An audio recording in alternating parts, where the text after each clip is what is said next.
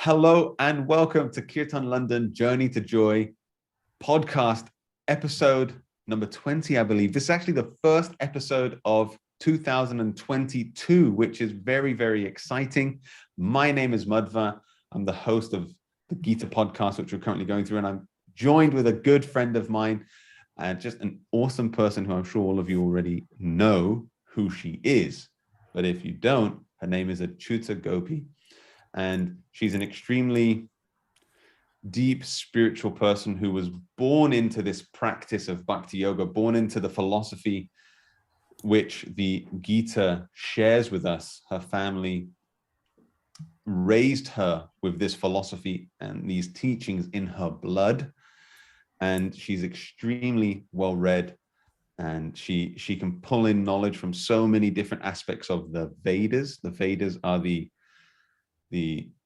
group of texts from where the Bhagavad-Gita comes from. And so we're very, very fortunate to have Acyuta with us, helping unpack chapter 8 of the Gita. So I'm very grateful to you, Acyuta. Thank you for being with us. I mean, no pressure. No pressure. Just bigged you up like anything, said you were a genius. And before we dive into continuing through chapter 8, which is where we currently are, we always start our podcasts with an invocation. Why? Because this is a spiritual activity. These are spiritual texts. And when we perform spiritual activities in the Bhakti Yoga tradition, we start with a prayer to our teachers, whether it's kirtan, so the singing, or reading. This is another type of kirtan, talking about spiritual topics. We start with a prayer to our teachers. And it's become somewhat tradition that Acyuta does that for us. So I'm going to pass it over to Acyuta to chant the invocation mantras, and then we'll dive into the episode. Sure. Om Ajnanatirandasya Gyananjana Shalakaya Chakshurunmilitam Yena Tasmai Shri Guruve Namaha.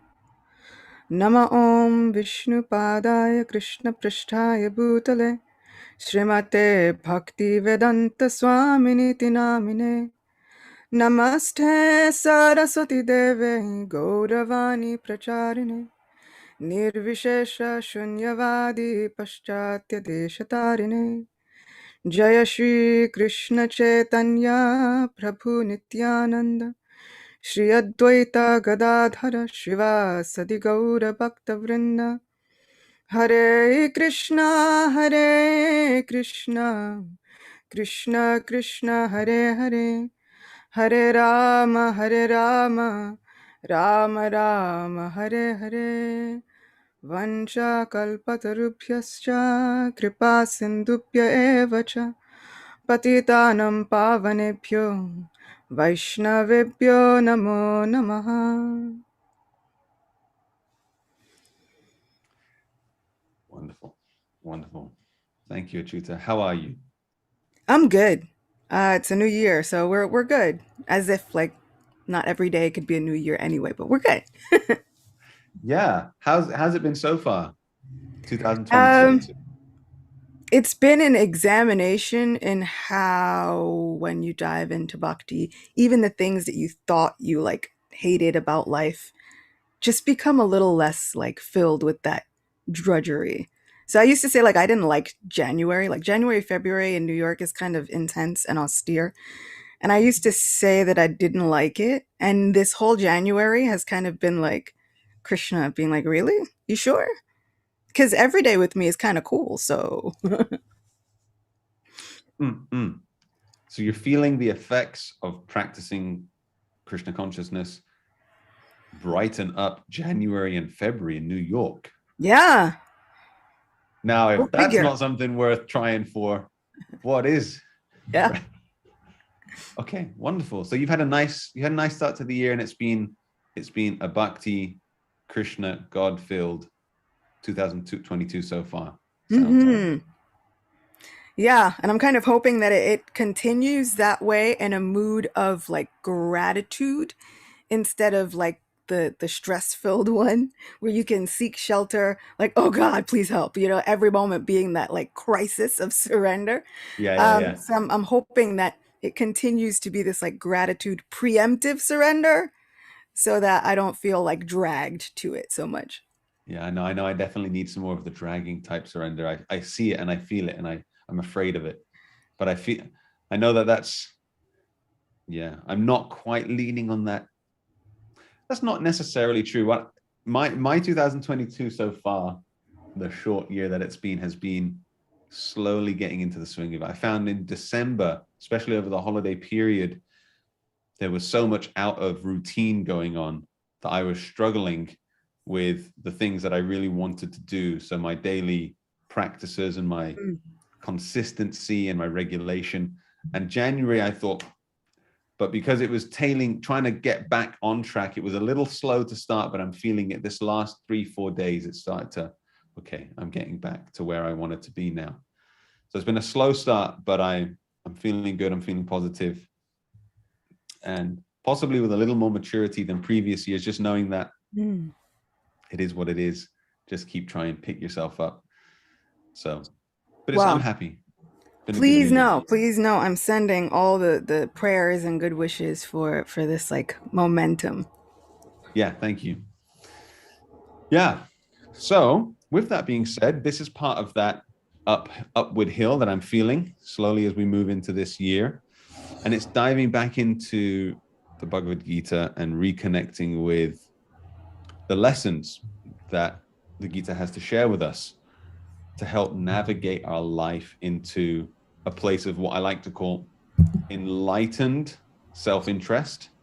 We're all trying to be happy. We're all trying to figure out ways to improve our circumstances, to better our lives. And most of the time we find that we don't quite know how to do it. We make lots of decisions that don't actually make us happy, and ultimately can lead to quite a lot of unhappiness and depression. And sometimes life just throws things at us, even if we're making all the right choices and things are going well. Guess what? Life ain't in our control. So sometimes things outside of our control just can really break us down.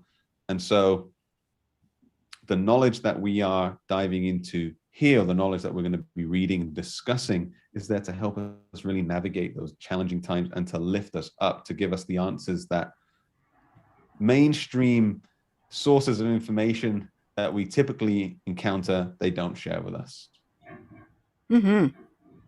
Yeah, I think that this goes really well into like I guess the main focus of today's Bhagavad Gita exploration. And Yeah. it kind of goes into what we're attached to and what we're detaching from. Yeah. Yeah. Um, and that, that for me, I was kind of reading and listening, and there was a lecture by Radhanath Swami. And he says that there's one section in Srimad Bhagavatam, this great Bhagavat Purana, and in a purport or in a commentary, Srila Prabhupada gives a really interesting translation to a very, very well-known verse, which is abandon all varieties of religion or dharma or occupation and simply surrender unto me. I Yeah. will protect you from all kinds of reactions. Do not fear. And Srila Prabhupada gives the interesting translation in that commentary that Krishna is saying, do not try to grasp for happiness or escape from distress. You will never be successful. Simply surrender unto me. And that those ideas of like detaching from grasping too much for happiness and also detaching from running away from the distress, like constantly on this treadmill running from those distressing times. Like, how does that detachment fit in with our lives, and how does that even work in the realm of detachment as we look at yoga as a form of detachment, right? We've got this verse 12, the yogic situation is that of detachment from all sensual engagements, closing all the doors of the senses and fixing the mind on the heart and the life air at the top of the head. One establishes himself in yoga. Like, okay, what's the big deal and why? And in looking at this verse and in looking at what detachment actually means, because for me, you know, I get very attached to people. I get really attached to certain relationships. I get super attached to certain things in my life. And what's the big deal about detachment? Like, why would this help us in a spiritual path? And they were saying that even the grasping for happiness, this attachment builds a kind of fear along with it. Because once you get something, anything, even happiness, there's the fear of losing it. And that fear of, oh no, what happens if all of this goes away? Oh no, what happens? Like, we're constantly trying to run away from that uncomfortable feeling of loss or lack. So how does this work for us as spiritualists? Because I've seen it go in a really bad way, where now people who used to maybe have been attached to certain relationships or even their spouses, now in a mood of premature detachment, start being like hard, like brick walls, like, oh, I have no sense of any of that. But I don't think that Krishna is telling Arjuna, like, close up your heart and harden it to everything that's out there. On the contrary, he's trying to tell him, he's like, open, be sincere, be authentic, be open, but also understand that the happiness that comes from these relationships, the happiness that comes from connecting with other people, even the happiness that might come from a kingdom, all of that happiness can be found within our journey on bhakti. Right? All of that happiness can be found within our ultimate relationship with Krishna. And that ultimate relationship with Krishna can play itself out between our relationships with each other. How we serve, how we live our devotional practices can be explored through our relationships with each other, through our relationships with spouses, with children, with family members. But ultimately, we don't have to attach ourselves to that fear of losing it all, because ultimately we don't lose it. So Krishna's like, you don't lose me. You don't lose any of that. So we should be able to detach ourselves from that fear of what happens if I make the post and it doesn't have all of the likes. It's like, what happens if I get all the followers, but then I say something that's controversial and then I lose them all? Because we have these natural fears that come up. And that's what we want to start learning to detach ourselves from as practitioners of this yoga of life. Trying to get away from that fear of, okay, I've acquired this. Now what happens if I lose it? I didn't acquire anything. I was just being open and honest and sincere. Krishna was in charge of the rest. And therefore I can't lose anything, because all I've ever been is open, honest, and sincere. And that's all I can continue to be. So it sounds like you differentiated between unhealthy detachment. So this idea of closing our hearts off, just coming cold. I don't need anything. I don't need anyone. And we see that happen when people come across detachment in these sacred texts. Often it can be misread, misinterpreted. And we've seen families destroyed, men, well, more so women actually suffer when their men leave them and things like that. And it's so clearly an unhealthy understanding of the word detachment. Whereas you're differentiating and saying that actually, if we understand it nicely, in the way that it's being presented here from Krishna to Arjuna, is that it's not so much about just artificially saying, I renounce everything, but it's about the mentality that we approach the things in our lives is coming from a place of faith that everything belongs to Krishna, nothing belongs to me.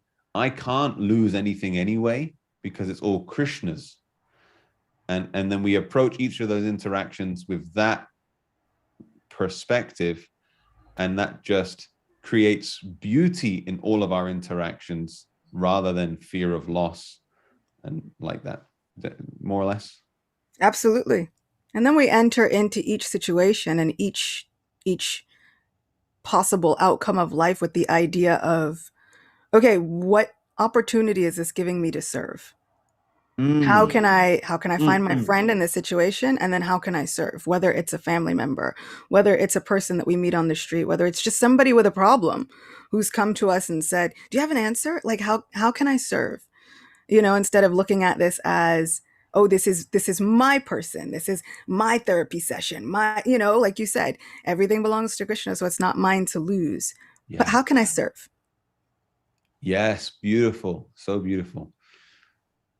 This is such a powerful point, this idea of service, and tying it in with this. Now it brings some context. Okay, everything belongs to Krishna, so how can I best engage in this situation to please Krishna, or to please the people around me, and to serve the situation? So nice, so beautiful. And what I've experienced in my own life with this shift in mentality is there's two aspects of this that I personally feel I've experienced, which is, one, there's the internal personal emotional shift from going from a place of selfishness to a place of selflessness, especially a place of service. Somehow or other, the emotional transition becomes profound. We feel better. And this ties in with that term, enlightened self-interest. We think to be happy, we have to be selfish, whereas actually happiness comes from intelligent selflessness or intelligent service. So knowing where to apply that service, that's one thing. And then the other thing I've experienced is, you might call it, sounds a bit airy fairy, I know it does, but I'll just say divine interaction, where you invite divinity into your life. So those divine coincidences start to occur, and things just play out beautifully and magically in your life when you really adopt this mentality. And it's very, very mystical and wonderful when you see those things take place. Yeah, and we spoke about that last time, like leaving off with an experiment of anytime you're doing anything, like inviting Yes. Krishna in. What would that look like? Yeah. And so it's like those moments of divine coincidence and divine interaction. Also, once again, we can start thinking like, now, what happens if I'm not always doing all the Krishna conscious things? Do I then lose these divine coincidences? Do I lose these divine interactions? No, they don't actually make an appearance or a disappearance. It's our mode of looking at them, right? It's our vision. So those divine interactions are actually always happening. Just depends on how we decide to look at it in the moment. So if, Krishna even says, if you are an atheist, then I give the intelligence to be an atheist. He's like, I'll cover over Mm. myself. No problem. I'll hide. It's a divine interaction, even if you are deciding to forget that this divine person exists. And then if we decide to tune in our vision or tune into that channel where we say, okay, the hand of the divine is working in all aspects of my life naturally, we are going to see those aspects more and more. But there should be no fear of losing them. That should not be the thing that propels us, right? This fear of, if I don't do this, then I'm going to lose everything. Now we can sit in faith, we can sit in this relaxed knowing that, wait a second, we don't lose God's love if we decide not to do something, right? All we do is we start attuning our vision. We start attuning that frequency to what we want. And if what we want is more faith-based action, then we start attuning that frequency to faith. Mm. This is wonderful. Yeah, and it makes sense. That's a really nice point, Acyuta. It's really nice. And because what it does is, because I feel it in myself, that I do feel that fear of, if I'm not doing these practices, if I'm not engaging in trying to really consciously use my time and energy to serve Krishna, that I'm going to lose that connection. And so what you're saying is, no, it's not necessarily the case. Not losing anything. You might just be tuning out of something, right? Like you're just tuning out of that a little bit and tuning into something else, but it's still going on. You just change the frequency a little bit so you can't see it so much. And this is one of the things, this is the kind of point that I find very inspiring in my Krishna consciousness, because again, it highlights to me, it just highlights how sweet the practice is. It highlights how sweet and really just, yeah, I think sweet is the right word, how sweet this practice is. It's true. And it goes into like this conscious self-interest, Mm, because then people start asking like, well, if there's no fear, then why should I surrender? And I'm like, was fear really the thing that was keeping you tuned into surrender and faith? mm, I don't always think so. Like, it mm. can work for a little while, but it's not so sustainable. Right. What actually becomes sustainable, because you can get somebody who's addicted to anything and you can tell them the long-term bad effects that it's going to have on their body, but the feeling that they're getting from whatever it is they're connecting with is not that they're not really going to focus on those long-term effects. That's a tomorrow problem, Yeah. right? That Yeah. fear of, well, this is going to mess up your liver, or this is going to mess up the lining of your stomach, whatever. They don't care. That's something out there, right? Like, but what actually is propelling them is seeking for connection, or seeking for that feeling of acceptance, love, validation, those high flying feelings of having epiphanies or feeling like there's some purpose and order to the universe. So Mhm. fear is not what's propelling us in religion. I mean, in religion, sure, maybe, but in Right. spirituality and in really connecting to divine guidance and interference in our lives, that fear is not what's going to propel us. Now, when you start talking about conscious self-interest, then we start thinking, okay, if I can't ever lose that connection, then what keeps me buying into it? Me really looking at, okay, is this actually adding something positive in my life? Mm, And when I tune out of that connection, do I find that same positivity? Or do I just feel like I'm constantly fighting against those gnawing feelings of depression and darkness? mhm. So have I given myself a different taste for something else? And I think that that sweetness is what drives me. Yeah. Same. Fantastic point. It works for a while. What I've noticed in my own life, and this is that when I'm really suffering, when there is a lot of fear going on, it does propel me forward. But at a certain point, when you're taking shelter, when you're tuning that vision in the right direction, the pain starts to ease off, which is a natural, is natural. That's what's going to happen. You're doing the right things to heal yourself. You're going to start feeling better. And so then when the pain starts to wear off, then you become lazy again. And that's what I'm hearing you say, which is I've experienced it wholesale in my life, versus the thing that can become more consistent is when you're getting that taste of something nicer, like you said.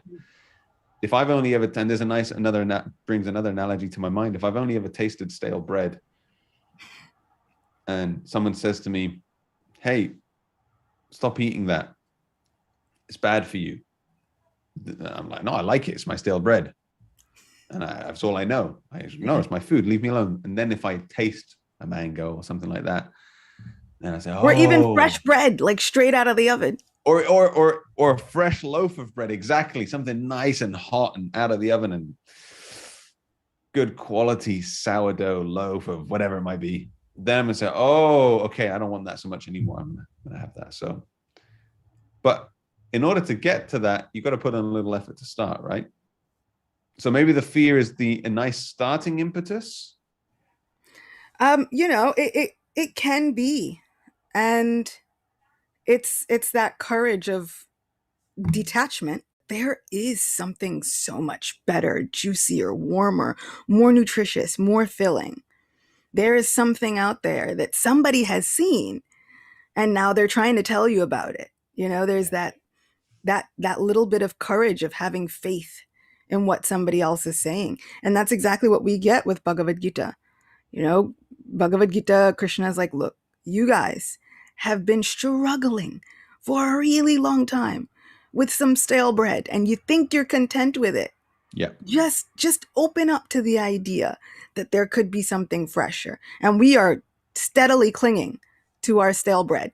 yeah, And it's not to say that, well, what if I forget about the fresh bread? Does it cease to exist? No. And you can go back and retaste the stale bread. Sure, go back. But there's going to be a difference. yeah, yeah, yeah, yeah, yep, yep, yep, yep, yep. Yes, love it. So if we keep Yeah. where should we pick up from? So that was text 12 you were just reading, wasn't it? Mm-hmm. And I 12. feel like that kind of, 12, 13, they kind of go hand in hand. They do, yeah. So, yeah, I was thinking we could pick up on text 14. Yeah. Should we carry on from 14 then? Yeah, let's do it. So, Yeah. you want to read it or should I? No, I like it when you do. Text 14. For one who always remembers me without deviation, I am easy to obtain, O son of Pritha, because of his constant engagement in devotional service. Purport. This verse especially describes the final destination attained by the unalloyed devotees who serve the Supreme Personality of Godhead in Bhakti Yoga.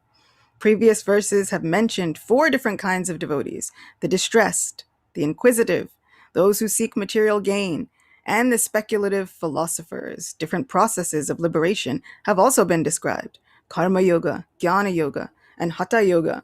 The principles of these yoga systems have some bhakti added, but this verse particularly mentions pure bhakti yoga, without any mixture of jnana, karma, or hatha, as indicated by the word ananya chetaha. In pure bhakti yoga, the devotee desires nothing but Krishna. A pure devotee does not desire promotion to heavenly planets, nor does he seek oneness with the Brahmajyoti, or salvation, or liberation from material entanglement. A pure devotee does not desire anything. In the Chaitanya Charitamrita, the pure devotee is called Nishkama, which means he has no desire for self-interest. Perfect peace belongs to him alone, not to them who strive for personal gain, whereas a Jnana Yogi, Karma Yogi, or Hatha Yogi has his own selfish interests. A perfect devotee has no desire other than to please the Supreme Personality of Godhead. Therefore, the Lord says that for anyone who is unflinchingly devoted to him, he is easy to attain. And I feel like just in that first paragraph, there's so much there. And I think that this is the scary part of Bhakti Yoga. You hear about Bhakti Yoga and then you hear about all these pure devotees. Like, what in the world? And what do you mean they don't desire anything? Because later on, Srila Prabhupada's going to tell us that to desire nothing is impossible. Everybody's desiring something. And I just kind of look at it and like trying to boil it down to simplest terms. It's that constant mark of how can I serve, right? Rather than the pure devotees looking at like, how is this going to serve me? How is this going to serve my interests? How are these followers going to serve me? How is this podcast going to serve me? It's like, how can I serve? In each relationship, how can I serve? And even if that means that this person has to carry on their spiritual path without me, maybe that's how I can best serve, by wishing them well and allowing them to go and traverse this path while I continue to look at how I can serve. Right. Yes. Yeah. Again, it's so liberating. It's a very, very liberating consciousness, because when we're so attached to items, things, outcomes, whatever it might be, then it does become it can become a very scary place, because the reality of life is we're not in control of everything. We might think we are, and sure, there are variables that we have some influence over, but ultimately we're not in control. And so it's where these fearful emotions can come in. Whereas here, again, I love the emphasis that you're placing on this idea of service. It's this idea that actually my highest goal of my life is greater than the material activities happening around me. And so the best way for me to engage with everything around me is on that greater level, on that you spiritualizing your activities, and you really just yeah, you can really elevate your consciousness. And it's a good question to ask ourselves too. Like, don't forget that one of the people who needs your help most is you. So sometimes we can think, oh, how can I serve just means everybody else, everybody else, everybody else. But sometimes also then think, is this actually serving my greatest purpose? Is this actually serving me being able to go through this day and sustain this momentum? If you're sitting there looking at a situation and it's like, how can I serve? And it's like, well, I can't because I'm burnt out today. Then the best way you can serve is by taking a nap. The best way you can serve is by refueling. So it doesn't So mean that we just, practical. yeah, don't just forget about yourself. So practical. Yeah. Fantastic. Fantastic. And this is where sometimes I feel in anything in life, we can lose common sense when we come to something that we're learning, and we sometimes give up our own intuitive common sense. Common sense is actually still vital on the spiritual path as well. And coming to these mature, and this also, what you're saying to me, you know what it also highlights to me? Highlights the importance of association when trying to do anything. So on a spiritual path, and this is why one of the most promoted ideas in bhakti yoga being the yoga of loving devotion to God, is one of the most promoted ideas is this idea of good association, hearing and associating with like-minded people, but even more than that, those who are already on the path, further down the path, who can help you understand things as you go, because it's so easy to misunderstand things and it's so easy to misapply things. And so this idea of attachment and detachment is one of those things. We see it so often misapplied. And we also see service so often misunderstood, and people burn themselves out. But the way you're explaining it is so nice because it's practical, includes common sense. And this is why it's important to hear from people who have experienced these things. I love it. Yeah. And, it's not to say we give ourselves all free reign to be lazy and all that, but we know when we're being lazy, and we know when we're actually burnt out. We know Fully. when we have that, capacity. It's like, I could serve, but I'm just kind of sitting here. We know when we have that, when we're straddling that line, and we know when we are genuinely like, I don't have it to give today. Like, I don't have it. I need to somehow refuel.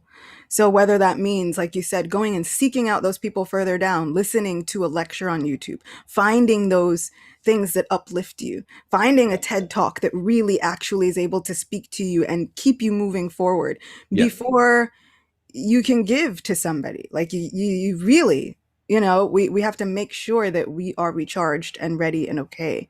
And we shouldn't just simply think that this idea of service means you do whatever somebody tells you to do without any regard for the good common sense that God gave you. Um, and we've really got to keep all of those things in mind and in balance. No, this really brings up this an idea, a topic of discussion that was very popular. I saw on social media when certain political things were happening last year or the year before, I forget now, which was this idea of spiritual bypassing. Yeah. So I feel like what we're talking about now, it really ties into this topic of spiritual bypassing, in the sense that so for example, sometimes you can misunderstand certain spiritual ideas, and you can detach from the world around you. You can detach from family, friends, social issues. You can detach from what was the other thing? Well, yeah, social issues. So for example, we had Black Lives Matter, right? Yeah. And I remember we even had a little online, well, you were quite vocal at that time, right? Yeah. Surprisingly for you, because you tend not to get involved in those kind of things so often, just by nature. It's not your thing, but you did. And wow, I feel like I'm so disjointed. So what I remember, oh God, Just I'm go from tired. the heart, Mudva. This is what it's telling you. Go from the heart. Yeah, my brain is tired. So just give me a second to gather my thoughts here. So spiritual bypassing, then it was social injustices, misunderstanding things, having people there to help you understand them. What we see when people come to spiritual paths is sometimes that we can adopt this spiritual bypassing mentality, which is where you just renounce things falsely. We disengage from the world around us. Right, there we go. I feel like I'm making sense again. And so when when this happens, we can unhealthily disconnect from important things in our lives under the pretext of renunciation or detachment, when actually what we're doing is we're being harmful and we're hurting people around us, whether it be family members or whether it be other nationalities, races, or whatever it might be. But we think we're behaving spiritually because we're following something that we read in the Bhagavad-Gita, that we misunderstood, that we then applied fanatically. And if we're applying things that are causing pain to others, more than likely we've misunderstood what we've read. And in this case, we can be doing what has become termed as spiritual bypassing. Thanks for your patience, Acyuta. I got there in the end. No, it was actually perfectly said. And like you said, you know, especially during that time, I really don't get into political things at all. Yeah.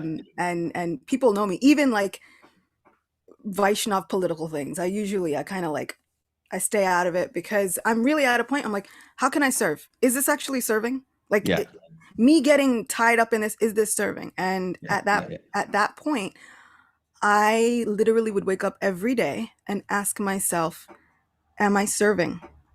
And me pretending that that didn't exist, or pretending that there aren't racial tensions, whether you're in a spiritual community or not, I felt was doing more of a disservice if I said nothing than the service I'd be doing if I actually said authentically, sincerely, yes, there are problems. And then authentically, sincerely, I still choose bhakti. And this is something else that you're touching on here, which I love, which I've been reflecting on recently, which is just blanketly applying concepts to every situation, which is unhealthy. Again, it's a type of fanaticism. So what you're doing, and this is why it's personalism, and that applies to topics, to situations, to scenarios, to people. It's so important to our ultimately to our relationship with God. And what I was hearing you say here is that in each thing that's happening in your life, so you're not just blanketly saying, I don't get involved in politics because I'm apolitical, or I'm above that, or I don't get involved in this, or I don't get involved in that. On a situation by situation basis, you can assess this particular thing. How can I best serve this particular thing? And then the next thing that comes along, how can I best serve this particular thing? And it might be that you behave differently in those two circumstances because the best way to serve there was a certain way, and the best way to serve in the other situation was a little different.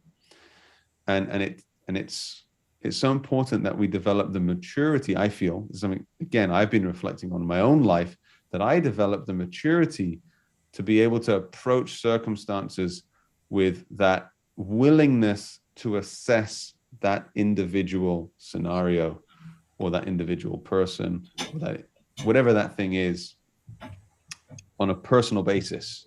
Yeah. And you know what you were saying about spiritual bypassing, and the definition that you kind of gave, this idea of false transcendentalism, right? Actually causing a disservice or causing harm to others, is one of the definitions of violence to others. When they talk about ahimsa or nonviolence, one of the things of being nonviolent is non-enviousness, and not even to cause mental strife to others. So if we consider ourselves like ahimsas or vegans or whatever the thing is, we can't forget that that includes people and their internal emotions. Right? It's not just like, I stopped dairy and now I'm all good. Like, if you're still a jerk, you're still causing violence to other people. Sorry. So true. So true. Nothing worse than an angry vegan. And I love vegans. I'm a part-time vegan, full-time vegetarian. Nothing worse than an angry vegan, eh?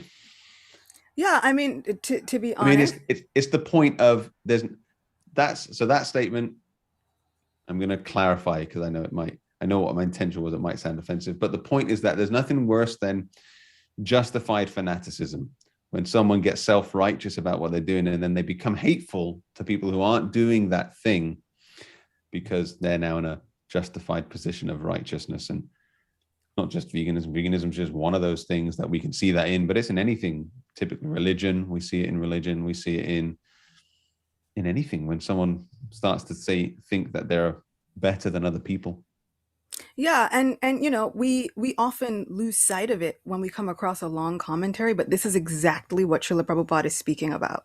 Like he's talking about this karma yoga, jnana yoga, hatha yoga. What's wrong with it? Nothing's wrong with any of them until we become overtaken by the self-righteousness that comes with it. Just like inherently, really nothing is wrong with bhakti yoga either. Unless and until we become overtaken by the self-righteousness that comes with it. And so what he's saying is it's harder to get away from the self-righteousness when you're involved in karma yoga and jnana yoga, especially that all of this knowledge, you start thinking, you're like, well, I know everything. And then that's the pitfall, right? That's the clue in where we start. It's like, well, I've got all the info. I know everything. I can stand on my head for a really long time, guys. I can do all the poses and fold myself up into a pretzel. It's fine. But what's happening here is now bhakti. Bhakti is this yoga of interaction, right? This yoga of now you're not just by yourself, either doing your philanthropic deeds and not caring about whatever else happens. It's not just about the acquisition of knowledge. It's not just about being able to fold yourself up into all these poses and mind over matter. But now it's this yoga of interaction, which I would dare say is one of the hardest paths there is. This yoga of interaction where there's no exit clause. It's not just, oh, I get away from that person and then everything is fine, right? We're constantly going to have to interact with each other, with the divine, with material nature. And then how do we figure that out? And so what he's saying is now, even as we journey into the next paragraph, how does a pure devotee do it? A pure devotee engages in devotional service to Krishna. How do we do that?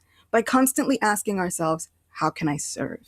How can I serve the highest good of this situation, for this person, for myself, for the world? How do I serve?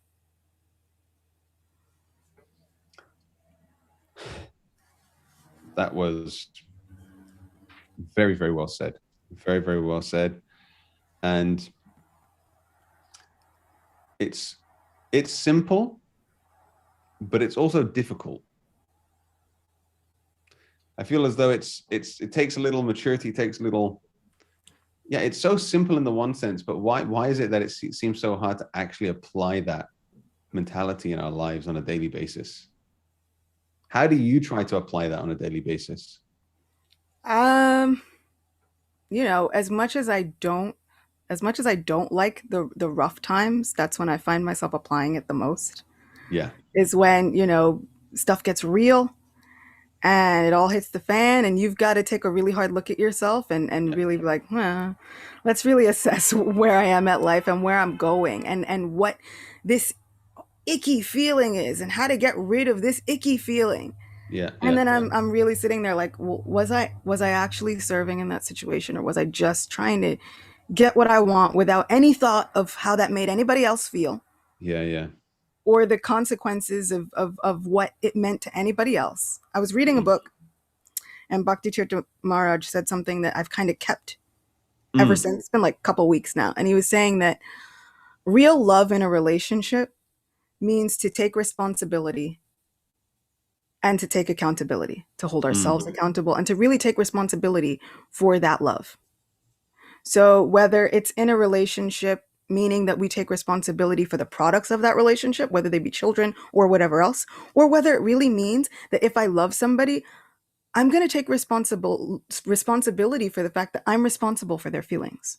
And like right now we have a culture where we're doing this thing where it's like, look, I can't be responsible for your feelings. Only you can be responsible for your feelings. And that's true. But we are active players in bringing something to somebody else's emotional status. Right? It would not be responsible of me to come on a podcast and say a whole bunch of things that are going to beat you down personally and then say, well, Madhva, if you took it that way, that's on you. If I really have a relationship with you and with this podcast, then I'm supposed to be responsible Mhm. to uphold that relationship. Right. If I'm saying I'm your friend, then I'm responsible to uphold that relationship. I'm your friend. Then, yeah, really, I care about your well being, which means how can I serve?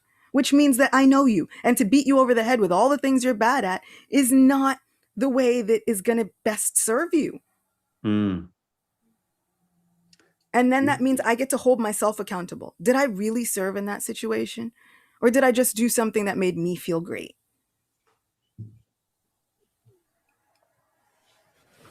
Yeah. So yeah. How do I realize these situations? It's by looking at these situations and looking at this path of life as a journey of love. And then if I really am on a journey of love, to be responsible and to hold myself accountable. What does it look like? Am I actually trying, or am I doing something that just made me feel great in the moment? Sometimes bhakti is both. Mm. But then Sometimes bhakti sometimes, is both, and that's okay too. yeah. That's great. Again, this what you're just saying, it feels like again, it's just about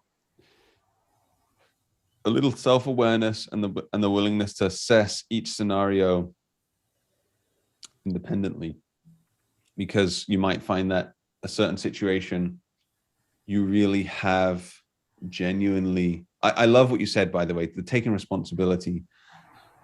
And it addresses it's funny, I've been seeing recently people addressing modern woke culture and almost highlighting some of the flaws of that culture, or where we start to see the unhealthy manifestation of people's personal problems trying to wiggle its way through what you might consider modern woke culture.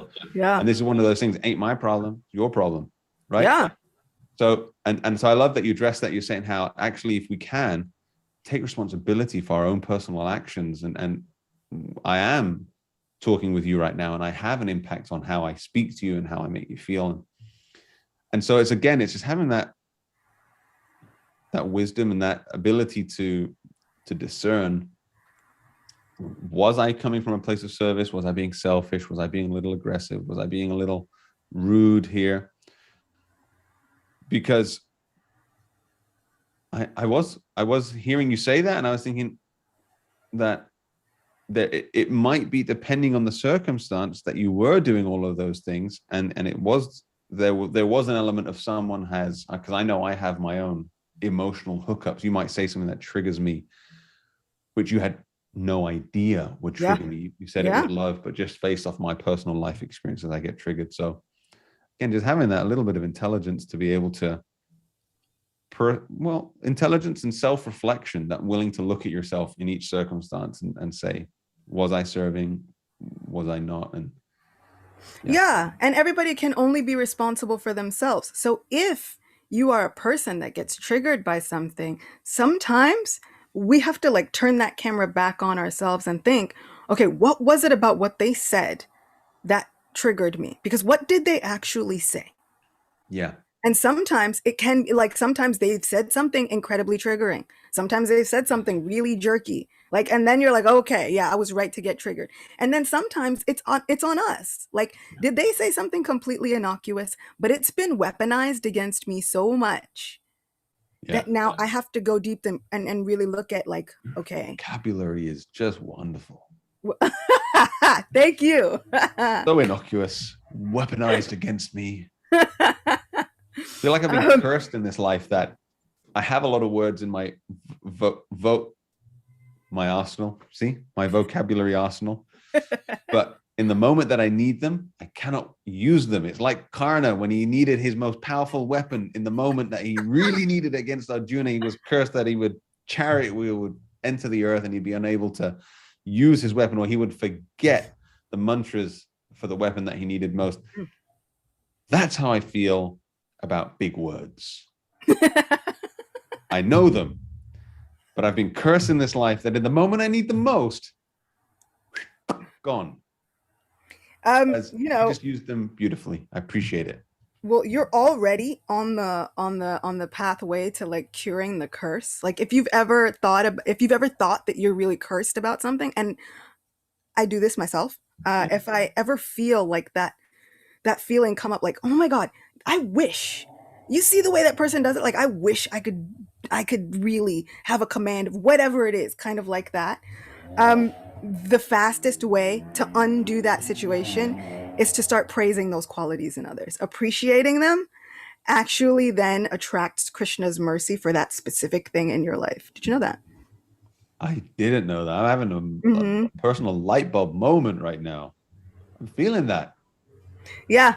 So all you have to do is just appreciate other people. Like I said, you're already on the pathway, and watch. Krishna starts like changing things. Like, you thought you didn't have it. Watch this.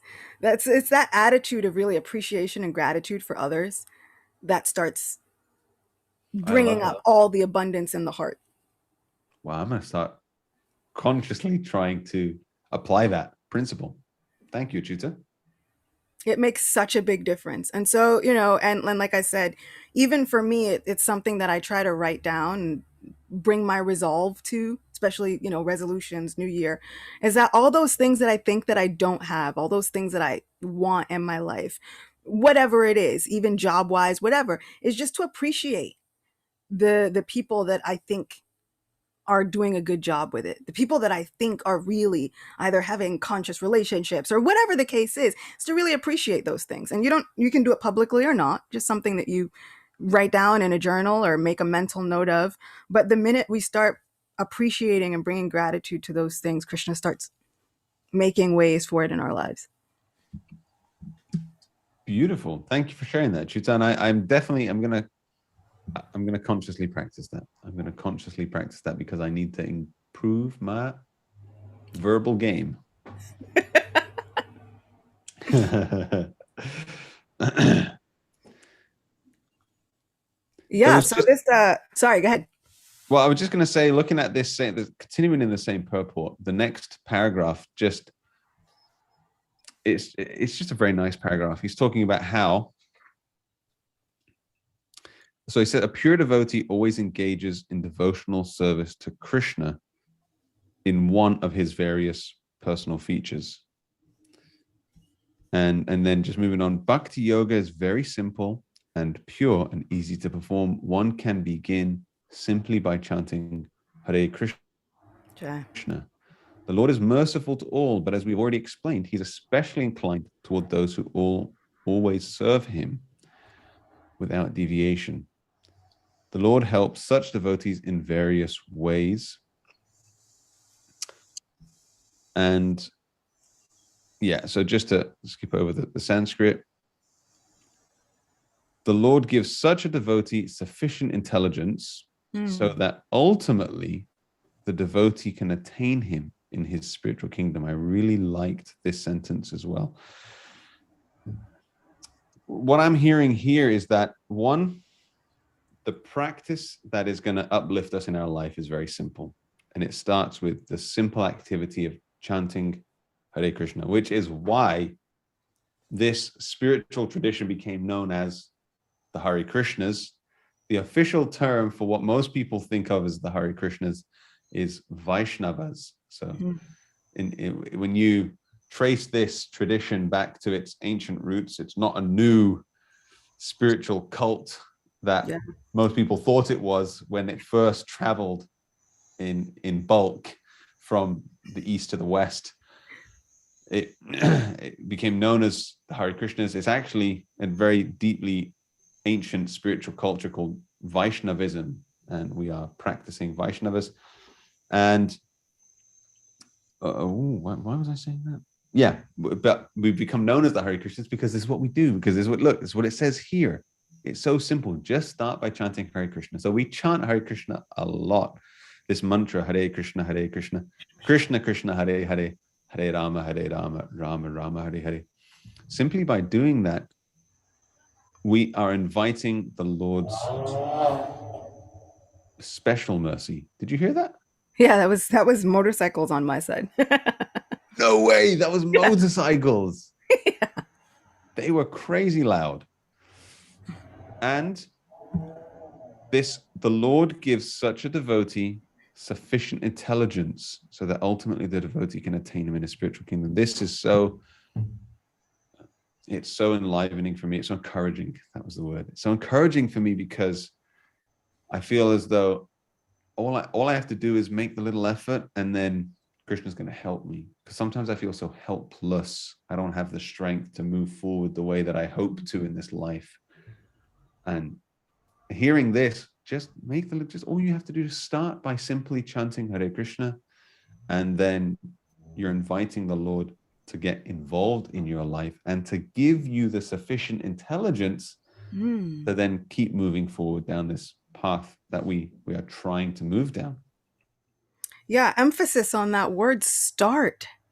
We can often hear, oh, you've got to be this or that, or you've got to wear this or that, or you have to be doing this or that in order to chant Hare Krishna. And that just isn't so, because all you have to do, this is where you start, right? And of course, people would ask Srila Prabhupada, what do you hope to gain by chanting Hare Krishna?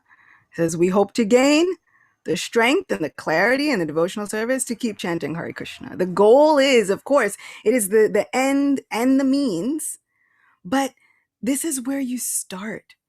And we have to remember that everybody started somewhere. In talking about ahimsa people or vegans or non-vegans or whatever the case is, I do kirtan courses, and I teach kirtan classes, and I'm starting to rename them just like soul therapy sessions, because I teach a lot of people. Not all of them are vegetarians. Not all of them are following regulative principles or whatever.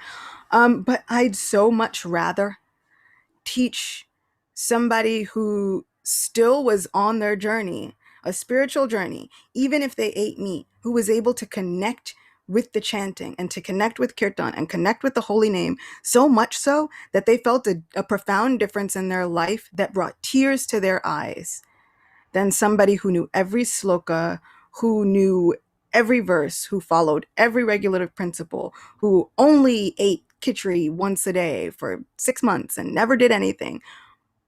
But when we chant together, there's nothing there. Mm.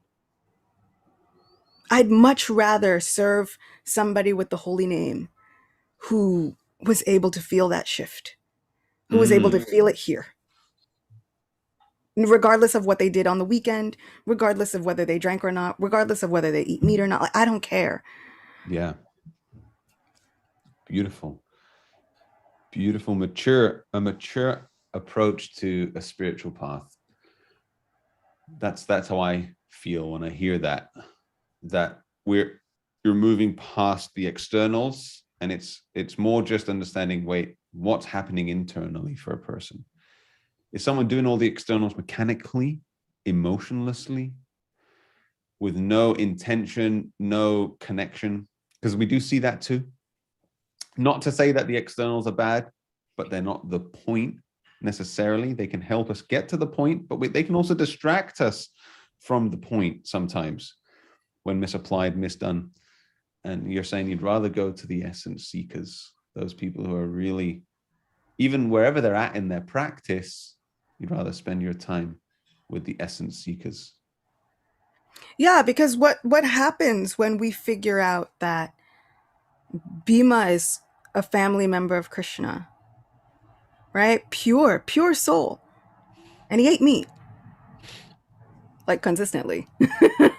What happens when we find that out? What does that do to our faith? Once again, it calls into question, have we actually been looking at it as a heart-centered practice, or have we been letting the fear guide us? Right? Oh, well, there's a fear of hell and all these things. So then, oh, what do we do? But what then of Bhima? Because he was able to perfect his life. Krishna was there with him. He's his cousin, would embrace him, loved him to death. No problem. So then what? What does that mean for other people? Now, then we look at it and we go, okay, is this positively impacting my mind, or is it negatively impacting my mind? Do I find that when I eat this, my digestion is slower, and then my mind is filled with anxiety because my brain and all whatever and all the chemistry in my body, does this just not work well for me? Okay, then. Right? It's about having that sufficient intelligence, Krishna is giving us the internal intelligence, the external intelligence to really look at our lives and say, okay, now what do these regulative principles mean for me? Mm. And so that means, okay, maybe a particular diet is better for me. But then does that mean that I look at somebody else and I'm like, oh, because you've decided that you need fish oil, then I can't talk to you because you're not a Vaishnav? That's not my call to make. Acyuta. My call is to look at it and say, okay, cool. How can I serve? Singing from my song sheet right now. I love it. I really do. So beautiful, so mature. And if more people, I feel like if more practitioners of Bhakti Yoga could come to this understanding, we'd probably attract more people to Bhakti Yoga. Because I tend to feel like there are a lot of people that could potentially be attracted by the philosophy. A lot of it makes a lot of sense. There's a lot of things people encounter Krishna consciousness that make a lot of sense, but sometimes we see if they come across people practicing the philosophy in a fanatical, somewhat aggressive way, it can often be a little off-putting. People do get turned away by that. Whereas if more people could, anyway, it is what it is. We see it in all walks of life. There's fanaticism, there's misunderstanding, misapplication of everything in this world, just the nature of the beast. But I really appreciate the angle that you're taking and the level of maturity that I see in your understanding of the teachings. And I hope that it continues to, that you are spreading that to everyone that you meet. People are taking from that. Well, I can't lay claim to all of it. Some of the most amazing preaching that I've ever seen Radhanath Swami give, who's, my spiritual teacher, is not always in the lectures that he's giving, or in the talks that he's giving, or in the TED talks that he's giving. Some of the most amazing preaching that I've seen him do are in places where people are eating meat, or people are taking drugs, or whatever the case is, and he walks in with this aura of, it's okay, you don't have to, I don't need anything from you, and he embraces these people, and that makes an impact on their entire lives. That's some of the most amazing preaching of Bhakti Yoga that I've seen, is this person, this saintly personality, being able to look at people wherever they are, simply embrace them and say, God's love is in your life, doesn't matter.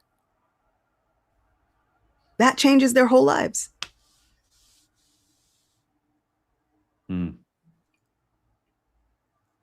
Very beautiful. Very heart-touching. And to me, this is the beauty, the one of the most beautiful things about Bhakti Yoga is when you see it applied in your relationships with people. It's just heart-touching. And this is what brings out the most appreciation and emotion for me when I hear stories like this, beautiful relational activities taking place, whether it be from Shastra, so scriptural stories where you hear similar things that have taken place in times gone by, or modern examples of these beautiful, mature relational interactions that take place. They're just so heartwarming. When you see the principles applied properly, and then you realize, oh, that's what it meant. Yeah. When I read it, I thought it meant this, but this is what it meant. This is the mature understanding of that point that I read in practice. And it's just, particularly in relationships, when you see it happen sweetly there, it's very heartwarming. Yeah, absolutely. And it's one of the things that keeps me choosing bhakti and keeps me going, even when I find that I have crises of faith and I feel like, you know what, it's too much work. I could just as easily try out something else. But like I said earlier, I still choose bhakti.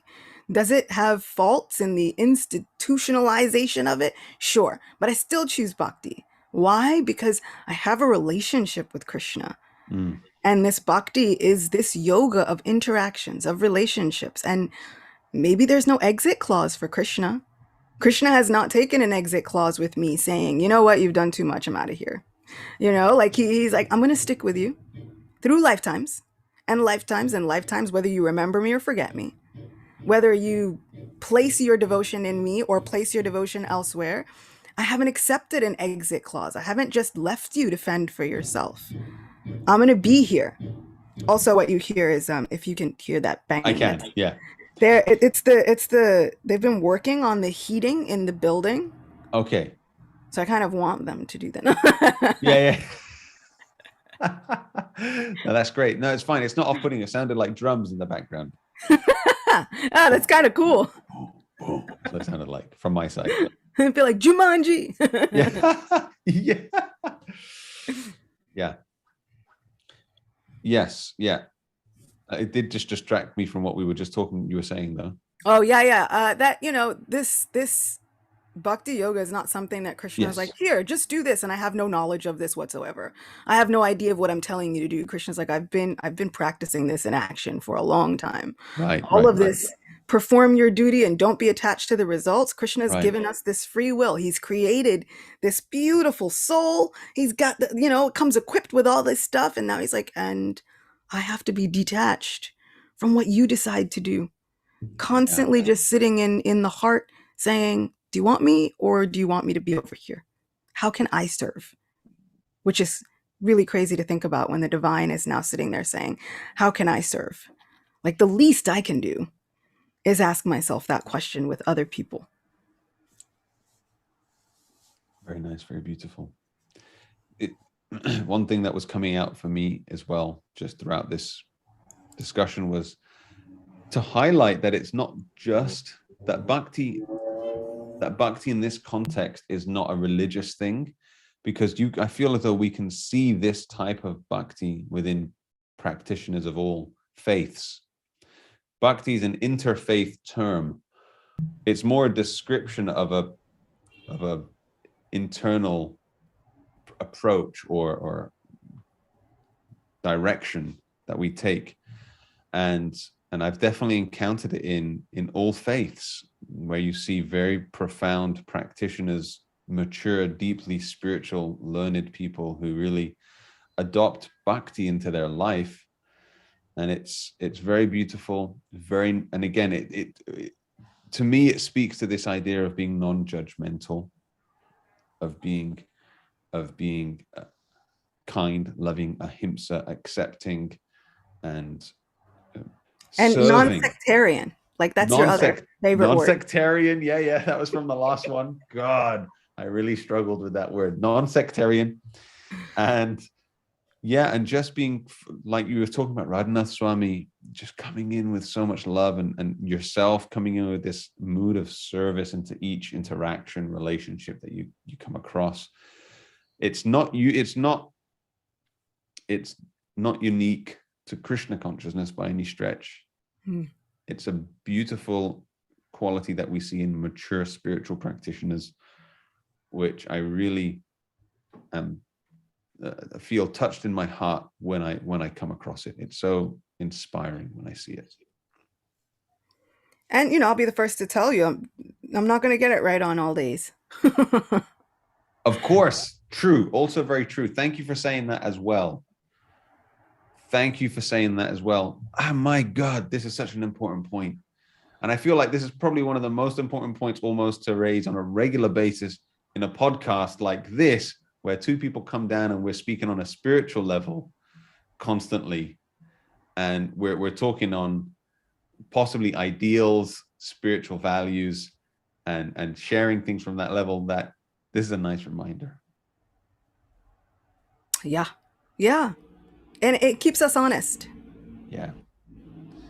Yo, I'm there minority of the time. I feel like what Srila Prabhupada says is absolutely true. Like, this starting point of chanting Hare Krishna, to be honest, this has been the foundation and the basis of our relationship, our interactions, looking at how this chanting can change people's lives. And I feel like this is what brings us together. This is what makes our interactions with one another stronger. Like, I think back to all the times I'm like, yeah, but it doesn't matter to me what else Madhva does, because He's that dude that I remember. We could go in kirtan together. We'll still find each other there. And Yeah. I feel like as long as we're able to find each other there, then I'm like, okay, cool, no problem. Yeah. Then if we can't find each other there anymore, then I wanna go find out where you are and be like, bro, what happened? Like, you okay? Like, Yeah. what's happening? Do you need help? Like, what can I do? Right. Even all those other times when just a douchebag, you think. I don't think I've ever experienced that. Find him in I've kirtan never though. experienced that from you. Yeah, no, I hear you. I fully hear you. And I love that. I really do. Yeah. Thank you. Just to re-highlight that point that, and again, it comes down to maturity. It's realizing not to throw the baby out with the bathwater. You see a spiritual person, doesn't mean that they're never going to make any mistakes, not going to have bad days, possibly have more bad days than good days. Doesn't mean that they're not on a journey themselves. It doesn't mean that I'm not on a journey just because I'm here sharing a Bhagavad-Gita podcast. You know, I'm going through my own stuff and I'm up and down and my practice is there and then it's here and it might be there for a while and it comes up again. And it's for me, I try to feel as though I saw a really nice meme, and it was a meme where essentially you saw these cartoons and someone makes it to heaven, and then they get to heaven and they say, oh wow, I'm in heaven, this is amazing. And then they see Bob, and they think in their mind, you see their thought, Bob, how is Bob in heaven? Bob was a real prick. And then they see Janet and they think, Janet, how did Janet get here? She was so annoying. And then they see someone else and the other person thinks, and they think, how did they get here? And then the person showing him, and then everyone else is looking at that new person in heaven and saying, how did they get here? They were such a douchebag. And the point was that we're all on a journey and that we might be in a certain place and we're going like this, and it might be like that. And so sometimes we see people who are meant to be spiritual and they do something that was a mistake, or it's just their human conditioning, part of their journey. And it really does take a lot of maturity to be able to see that and harmonize that sometimes. Yeah. Do you ever like get something pointed out to you when you're younger and then you kind of think you're like, for the rest of your life, you're like, I'm not so great at, like, I know for me, I'm like, I'm not great at math. Yeah. And so as you grow up, you're just like, yeah, I'm not a math person, whatever. But what if that comes down to like, there are spiritual things. Like, what if you just understand, you're like, yeah, I don't always say the best things, Right. but it doesn't change that you're also on a spiritual journey. And what I feel is so uplifting about that meme that you just said is that there's actually room for every single soul in the spiritual kingdom of our divine person. No one actually has to get left behind. And what I kind of like, even in the context of Bhagavad Gita, is even the bad guys make it to heaven. Yes. Yeah. How crazy is that? Like, even the bad guys, right? And so, and even the good guys, the Pandavas, are kind of looking at Krishna like, wow, how is this happening? I thought you said. Yeah. And he's like, but what is the actual nature of the soul? While they were a person in that body, there were situations that happened, but it doesn't change that there's a soul separate from all of that. And that the Supreme Person is going to still love that soul, even if they're a jerk. You could be the worst person, and that doesn't mean that we allow ourselves to become doormats, of course. We have to really honestly look at situations like, is this good for me? Is this not good for me? Yeah, I don't think that situation is going to be so good for me. Yeah. And you can distance yourself. That's fine.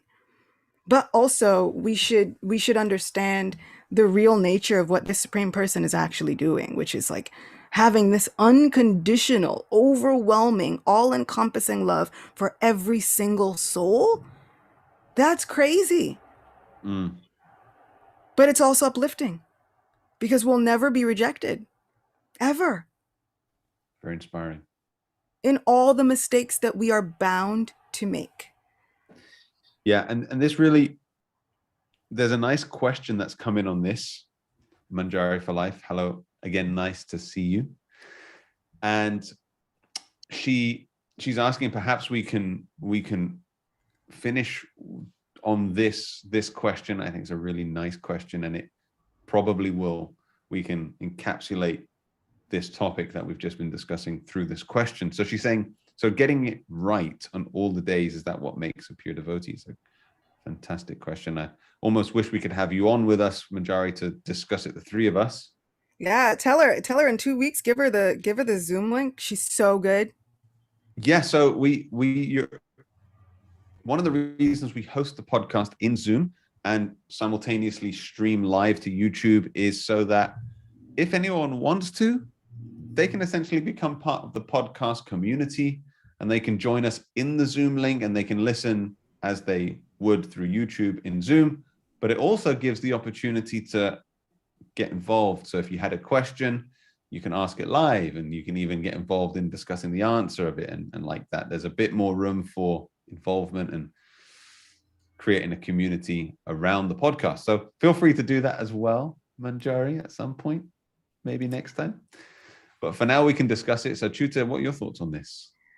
So, what is the definition of getting it right all days? What makes the pure devotee? And Srila Prabhupada answers it in the very next paragraph, really beautifully.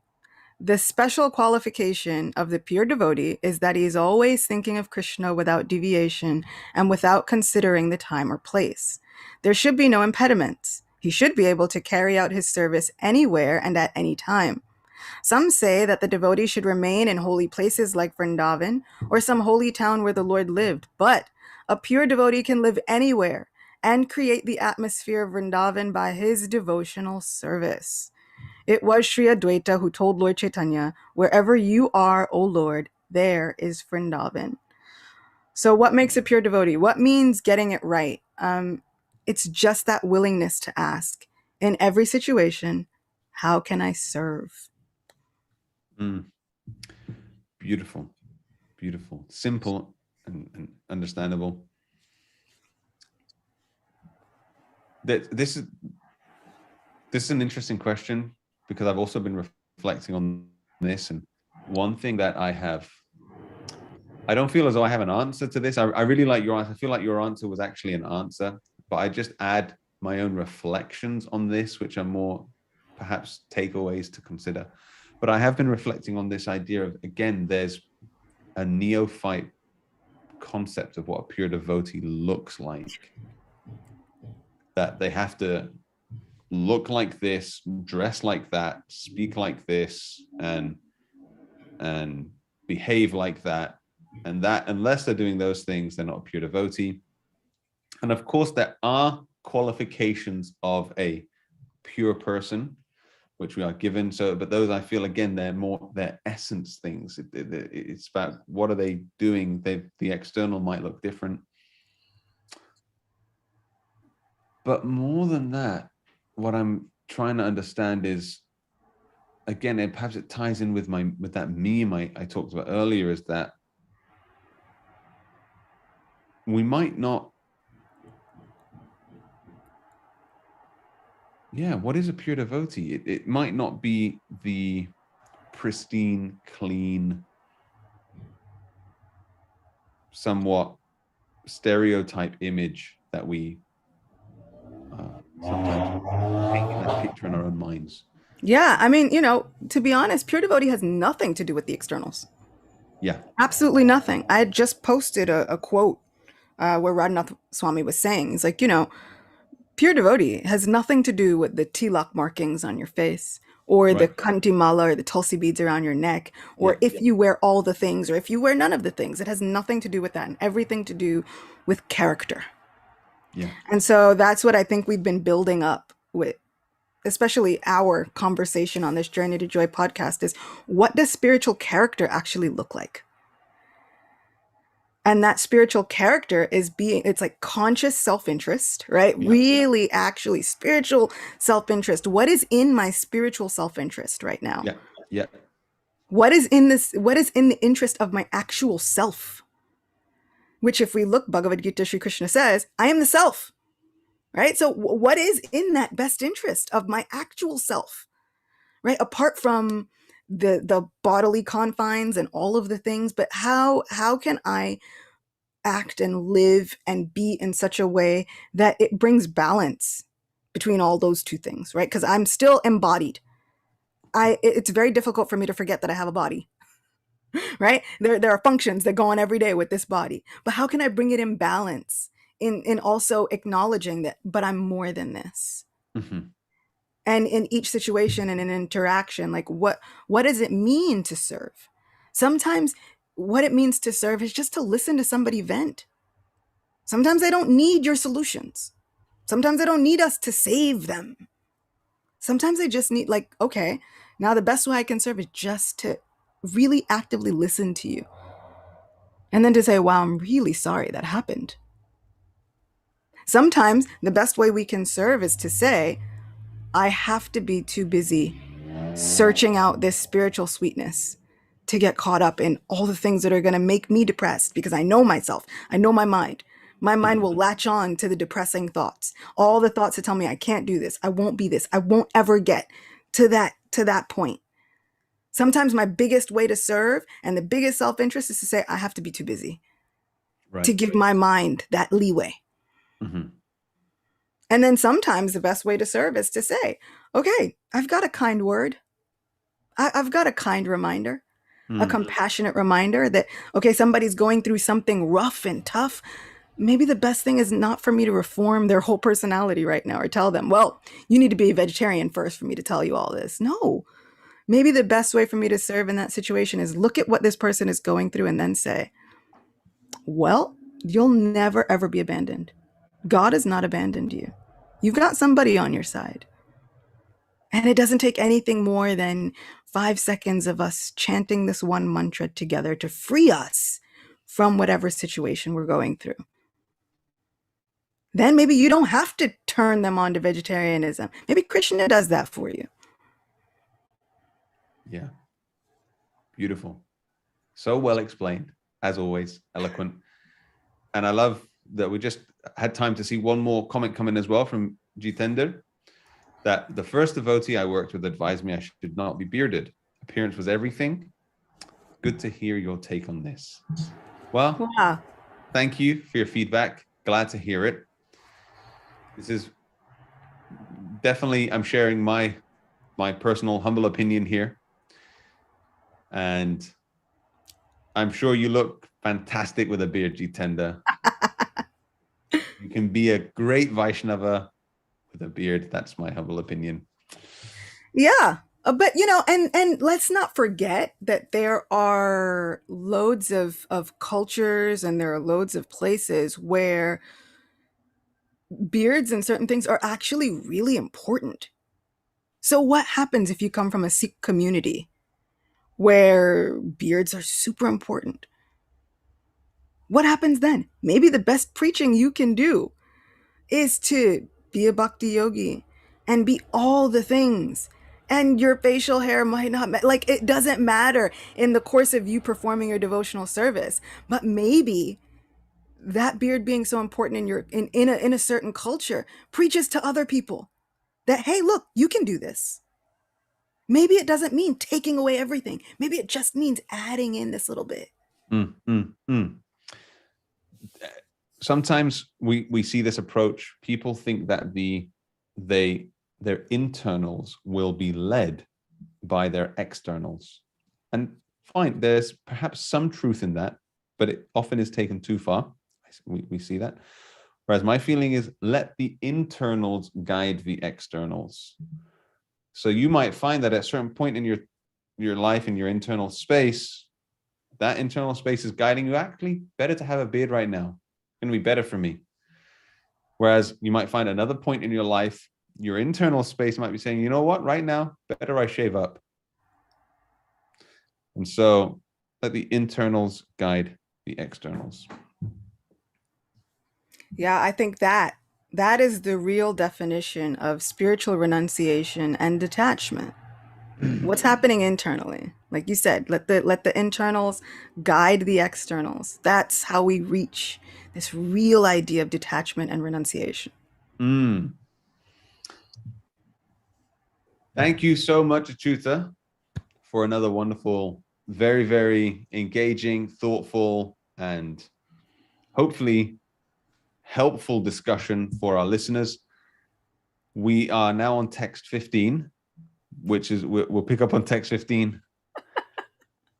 I love it. I love it. We're on text 15, is what it is. We move slow and steady. Ain't nothing wrong with that. I mean, I just feel like I'm like, if I moved quicker and lost all of these like fun gems, then I don't know, I'd be doing such a disservice. No, I love it. It's great. It's great. It's great. It's perfect. We're going to keep doing what we're doing. And so we'll be back again in 2 weeks. We do this podcast every second and fourth Wednesday of the month. So normally that works out every 2 weeks. So we'll see everyone here again on Wednesday the something. Anyway, 2 Wednesdays from now, the fourth Wednesday of January. And we'll be picking up with text 15 of chapter 8. I'll be joined again by Acyuta. So hoping that you're all having a good 2022 so far. Sending my gratitude again to yourself, Acyuta, and looking forward to the next one. Yes. All right. Big love and Hare Krishna. Hare Krishna.